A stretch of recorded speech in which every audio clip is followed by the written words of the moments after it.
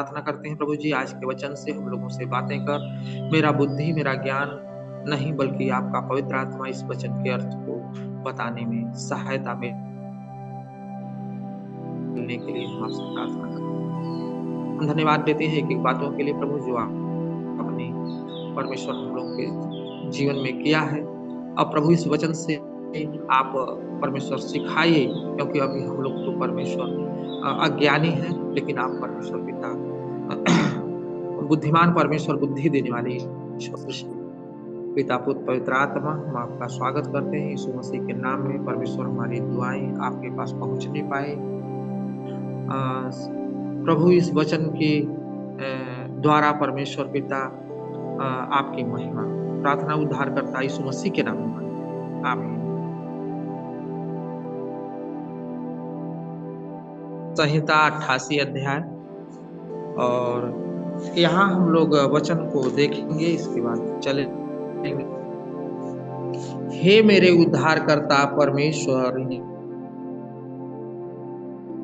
आगे चिल्लाता आया हूँ, मेरी प्रार्थना तुझ तक पहुँचे, मेरे चिल्लाने की ओर कान लगा, क्योंकि मेरा प्राण क्लेश से भरा हुआ है और मेरा प्राण अधोलोक के निकट पहुँचा है। मैं कब्र में पड़ने वालों में गिना गया हूँ, मैं बलहीन पुरुष के संग हो,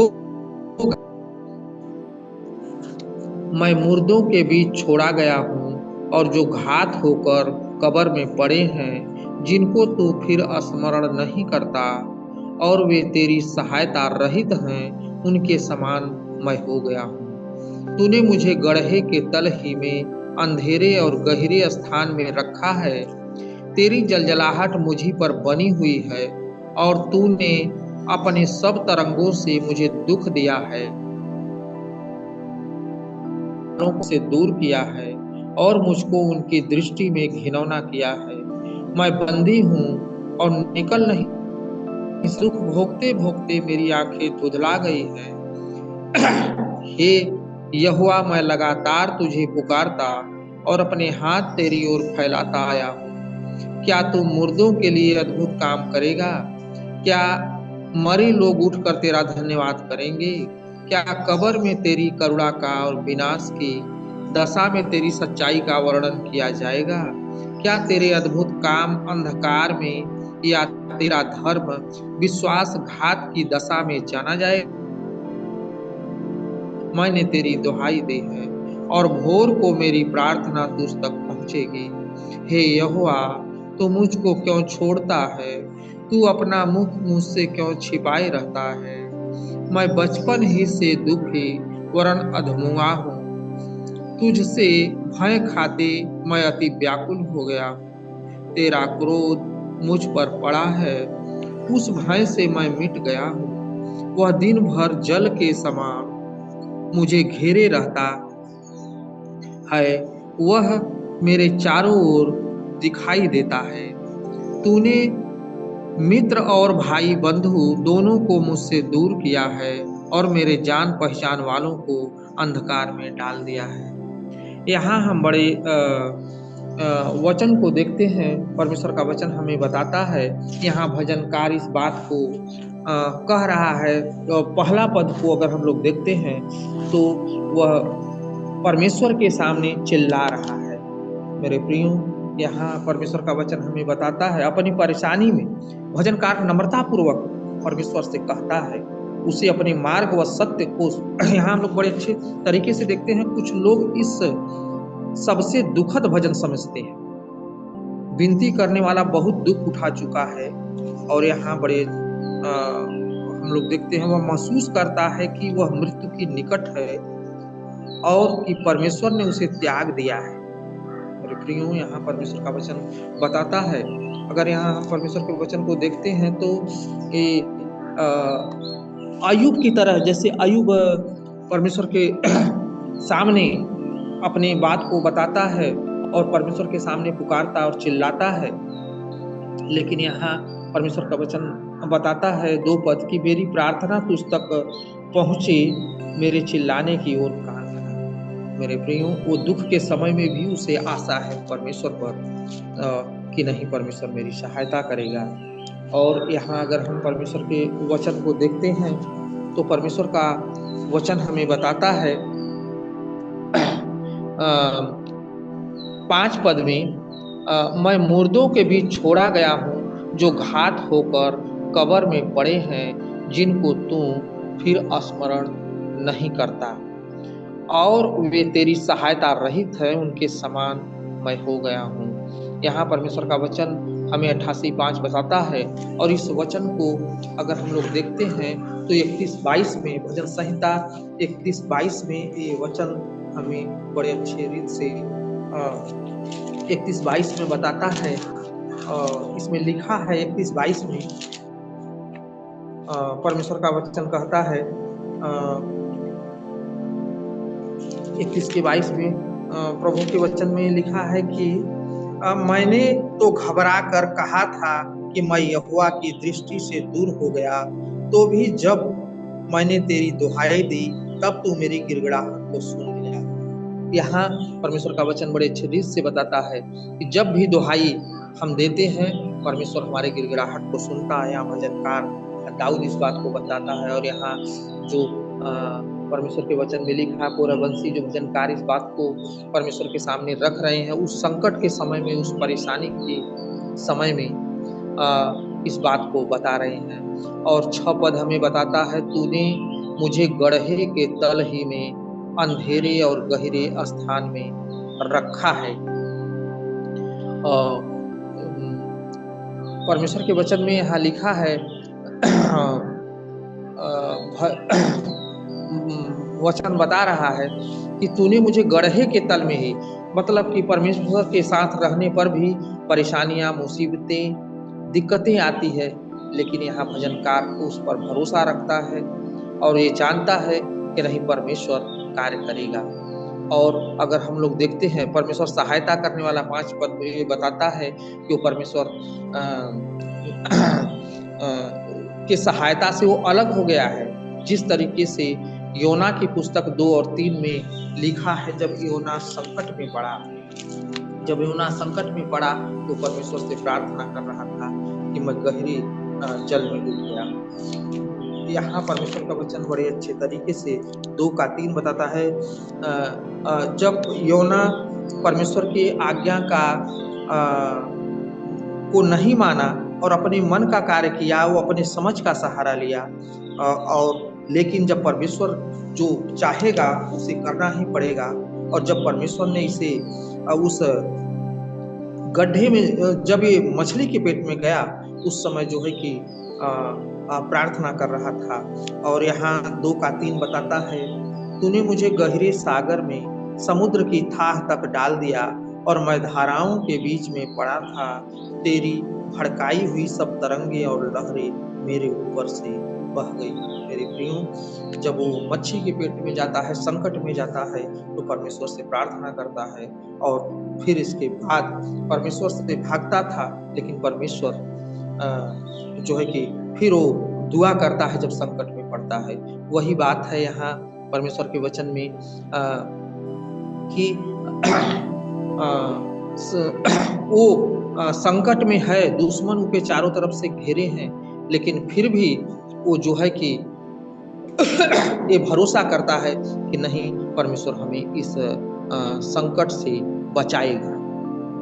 और यहाँ परमेश्वर का वचन भजन 7 में लिखा है, 88 के 7 पद हमें बताता है, तेरी जलजलाहट मुझी पर बनी हुई है और तूने अपने सब तरंगों से मुझे दुख दिया है।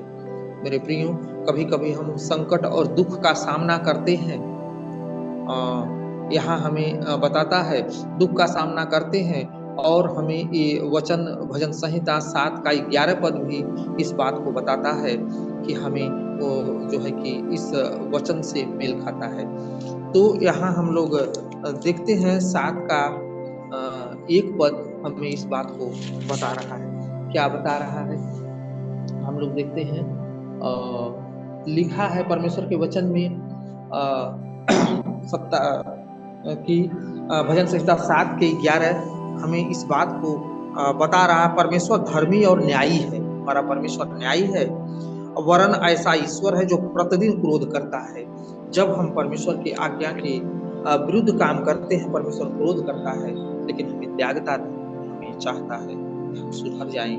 और यहाँ संकट के समय भजनकार प्रार्थना करता है परमेश्वर से। और मेरे प्रियो, अगर हम 88 का 8 पद को देखते हैं, 8 पद में हमें इस चीज को बताता है, तूने मेरे पहचान वालों को मुझसे दूर किया है और मुझको उनकी दृष्टि में घिनौना किया। मैं बंदी और निकल नहीं सकता, मैं बंदी हूँ, निकल नहीं सकता। और यहाँ ये वचन हमें बड़े अच्छे रीत से बताता है अय्यूब के पुस्तक से। तो अय्यूब के 19 का 13 हम लोग देखते हैं, वहाँ बड़ी अच्छी बातें हैं कि उसके पहचान वाले, उसके मित्र, जब तक वो ठीक था उसे प्रार्थना किए, जब उसे आराम नहीं हुआ तो उसके पहचान वाले भी, उसके मित्र भी उससे मुंह छुपा लिए। मेरे प्रियो, अय्यूब की पुस्तक ये हमें बात बताती है कि उसके मित्र भी उससे मुंह, आज हम लोग देखते हैं जब हम परमेश्वर के समीप जाते हैं, परमेश्वर की आज्ञाओं को मानते हैं, प्रभु के वचन की तरफ जाते हैं, तो मेरे मित्र, मेरे सगे संबंधी मुझसे दूर हो जाते हैं, अपना मुंह छिपा लेते हैं। इसलिए ये भजनकार यहाँ इस बात को बताता है, इस बात को बताता है कि किस तरीके से पहचान वाले भी दूर हो जाते हैं। तो सचमुच अपनी पहचान वाले, अपने सगे संबंधी जब हम प्रभु के पास आते हैं तो वे हमसे अलग अपना रास्ता कर लेते हैं। इस चीज को अय्यूब भी की पुस्तक भी हमें बताती है कि उसके खास मित्र भी जब देखे कि उसका संकट कम होने वाला नहीं है, तब उसके विरुद्ध हो गए और उसके विपरीत बोले कि और उससे अपना मुंह छुपा लिए। तो यहाँ बड़ी अच्छी बातें परमेश्वर का वचन हमें बताता है। और हम 9 पद में देखते हैं लिखा है, दुख भोगते भोगते मेरी आंखें धुंधला गई, हे यहोवा मैं लगातार तुझे पुकारता और अपने हाथ तेरी ओर फैलाता हूँ। तो यहाँ बड़ी अच्छी बातें परमेश्वर के वचन में लिखा है कि परेशान होता है, संकट में पड़ता है, लेकिन परमेश्वर का पुकार बंद नहीं करता है। वो परमेश्वर से हमेशा लगातार परमेश्वर को पुकारता है और ये बात परमेश्वर का वचन बताता है। यहाँ हम लोग बड़े अच्छे रीत से परमेश्वर के वचन को देखते हैं। और 10 पर बताता है, क्या तू मुर्दों के लिए अद्भुत काम करेगा? क्या मेरे लोग उठकर तेरा धन्यवाद करेंगे? मेरे प्रियो, मुर्दे लोग, जिंदे लोग तो सब जानते हैं, लेकिन मुर्दे लोग कुछ नहीं जानते। इसलिए 10 पदे बताता हमें है कि मुर्दा उठकर कुछ नहीं कर सकते, हम तो जिंदे हैं। और यहाँ परमेश्वर का वचन बताता है भजन संहिता 6 के 5 में 6 के 5 में यहाँ परमेश्वर के वचन में लिखा है, क्या मृत्यु के बाद तेरा स्मरण नहीं होता? क्योंकि मृत्यु के बाद तेरा स्मरण नहीं होता, अधलोक में कौन तेरा धन्यवाद करेगा? सचमुच अधलोक में कौन परमेश्वर का धन्यवाद कर सकता है? यहाँ भजन संहिता 6 भी इस बात को बताता है। और यहाँ हम लोग देखते हैं परमेश्वर के वचन में तो लिखा है 11 पद हमें बताता है कि क्या कब्र में तेरी करुणा का और विनाश की दशा में तेरी सच्चाई का वर्णन किया जाएगा? तो यहाँ सचमुच में जब हम कब्र में पड़े वालों को, विनाश वाले के लिए यहाँ परमेश्वर का वचन बताता है कि कोई वर्णन नहीं कर सकता। जब तक हम जीवित हैं, परमेश्वर की महिमा करें अपने जीवन भर, इसके बाद ये मौका हमें नहीं मिलेगा। और यहाँ संकट के समय, दुख के समय ये परमेश्वर से प्रार्थना करता है अपनी बचाव के लिए। और यहाँ हम लोग देखते हैं कि परमेश्वर के जानने वाले पर भी एक मुसीबत और परेशानियां आती है। तो यहाँ हम लोग बड़े अच्छे रीत से परमेश्वर, अगर हम 13 पद को देखते हैं तो यहाँ लिखा है, हे यहोवा, परंतु हे यहोवा मैंने तेरी दुहाई दी है और भोर को मेरी प्रार्थना तुझ तक पहुँचेगी। मेरे प्रियो, बड़े अच्छे रीत से परमेश्वर का वचन यहाँ लिखा है 13 पद में। भजन संहिता 30 का 2 पद भी हमें इस बात को बताता है कि हे मेरे परमेश्वर यहोवा, मैंने तेरी दुहाई दी और तूने मुझे चंगा किया। जब हम परमेश्वर से प्रार्थना करते हैं, उपस्थिति में चलते हैं, वचन को पढ़ते हैं, परमेश्वर की आज्ञाओं को मानते हैं, परमेश्वर संकट आने देता है, लेकिन परमेश्वर उससे हमें बचाव भी करता है। जिस तरीके से हम अय्यूब के जीवन को देखते हैं, तो किस तरीके से संकट उस पर आया चारों तरफ से, लेकिन वो परमेश्वर के विश्वास से हटा नहीं, दुआ से पीछे नहीं हटा, परमेश्वर के चरणों में अपने सिर को रख करके हिला नहीं और आगे बढ़ता ही गया, उस मुसीबत को सह लिया। मेरे प्रियो, तो यहाँ परमेश्वर का वचन हमें बड़े अच्छे रीत से, अगर 14 पद को देखते हैं तो यहाँ लिखा है, हे यहोवा, तू मुझको क्यों छोड़ता है, तू अपना मुख मुझसे क्यों छिपाए रखता है। कभी कभी हम प्रार्थना करते हैं और ये लगता है कि परमेश्वर हमारी प्रार्थना को नहीं सुनता है। वही चीज़ यहाँ हम लोग देखते हैं, 14 भी इस बात को बताता है कि तू मुझको क्यों छोड़ता है, तू अपना मुख मुझसे क्यों छिपाए रखता है। और यहाँ परमेश्वर के वचन में 43 का 2 पद भी इस वचन को हमें बताता है। 43 के 2 पद में भजन संहिता, क्योंकि हे परमेश्वर, तू ही मेरा शरण है, तूने क्यों मुझे त्याग दिया। यहाँ भजनकार इस बात को बताता है, परमेश्वर त्यागता नहीं है। कभी कभी हमें परीक्षा आता है, परमेश्वर शांत रहता है और शांत रहता है, लेकिन परमेश्वर हमें छोड़ने वाला नहीं है। हमें परमेश्वर के समीप, परमेश्वर की आज्ञाओं को, परमेश्वर के वचन में, परमेश्वर की उपस्थिति में, परमेश्वर के काम को कभी भी परमेश्वर पीछे नहीं हटना है। और यहाँ बड़े अच्छे रीत से परमेश्वर का वचन 15 पद हमें बताता है, 15 पद हमें बताता है परमेश्वर का वचन कि मैं बचपन ही से दुखी वरन अधमुआ हूँ, तुझसे भय खाते मैं अति व्याकुल हो गया हूँ। मेरे प्रियो,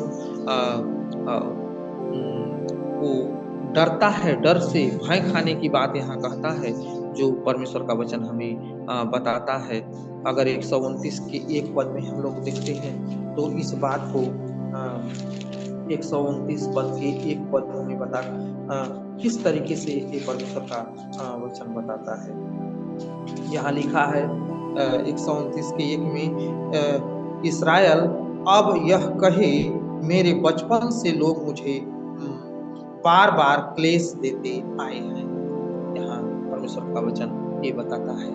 और हम प्रभु के वचन को देखते हैं तो हमें 16 पद में लिखा है, तेरा क्रोध मुझ पर पड़ा है, उस भय से मैं मिट गया हूँ। मेरे प्रियो, लेकिन यहाँ वो प्रार्थना कर रहा है, अपने दुख को परमेश्वर के सामने प्रकट कर रहा है। और यहाँ वो भजनकार अपने संकट को परमेश्वर के सामने रखते हुए ये दुआ करता है और जानता है कि परमेश्वर हमारा बचाव करेगा।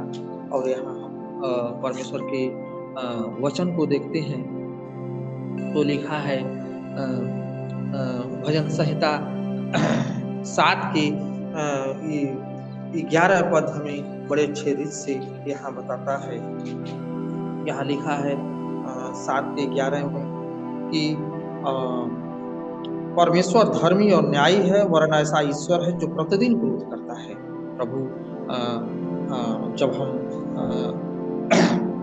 परमेश्वर के समीप जाते हैं, परमेश्वर हमसे हमें सुधारने की कोशिश करता है, हमें परमेश्वर क्रोधी है मेरे कार्य, इसलिए हमें परमेश्वर की उपस्थिति में आगे बढ़ना बहुत जरूरी है। अगर हम यहाँ परमेश्वर के वचन को देखते हैं तो बड़े अच्छे रीत से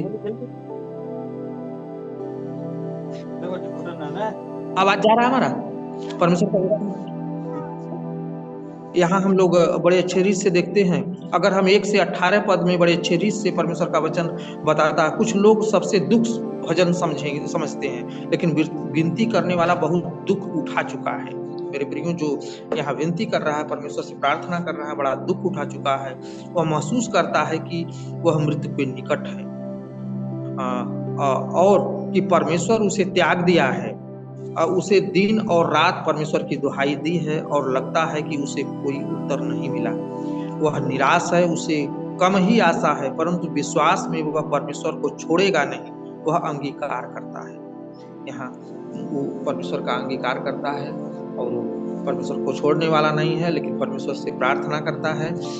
प्रभु अभी भी परमेश्वर है जो उसका उद्धार करता है। भजनकार का अनुभव काफी कुछ अय्यूब के समान है। यहाँ हम लोग देखते हैं भजनकार अय्यूब के समान इसमें भी लिखा है। यद्यपि इस स्थिति में हमें यह नहीं बताया गया कि उसके दुख के पीछे तथा परमेश्वर के खामोशी का क्या कारण है। यह भजन प्रकट करता है कि परमेश्वर कभी कभी दुख व निराशा को विश्वासी के जीवन में अनुमति देता है। यह एक अंधेरा अनुभव है, जबकि हमारी समस्याओं का कोई कारण समझ नहीं आता और जब परमेश्वर बहुत दूर प्रतीत होता है। ऐसी समस्त परेशानी में कुछ रहस्य जो शेष रहेगा जब तक हम परमेश्वर के साथ स्वर्ग में न हो।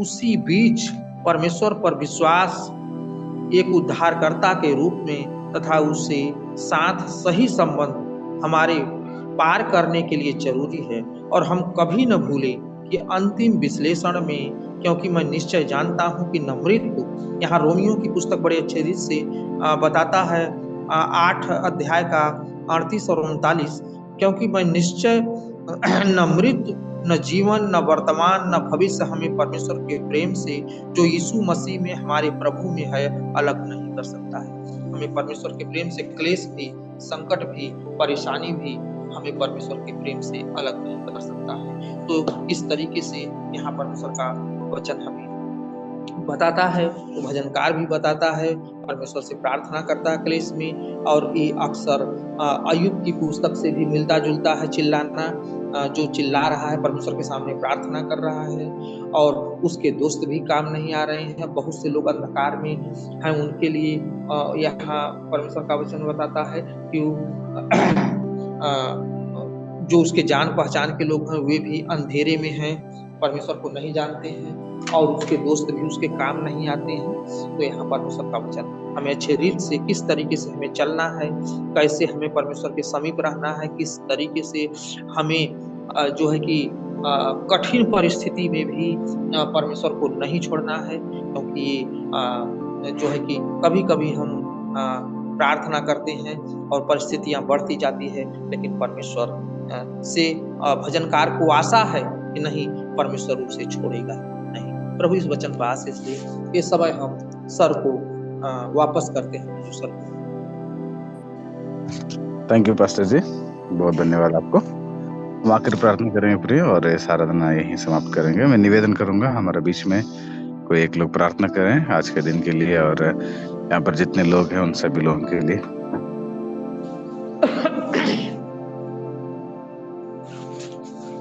भाई हम प्रार्थना करेंगे। तो आपने इस सुंदर में सर को धन्यवाद करते थे। यहाँ पे हम जितने भी जो मीटिंग में बैठे पिता उन्हें तो आशीष करना और आपके नाम का धन्यवाद दे सके पिता। तो जो कुछ वचन सुने पिता उसे याद करके हम लोग आपके नाम का धन्यवाद दे सके। धन्यवाद करते हुए सारे प्रार्थना इस समझ के नाम से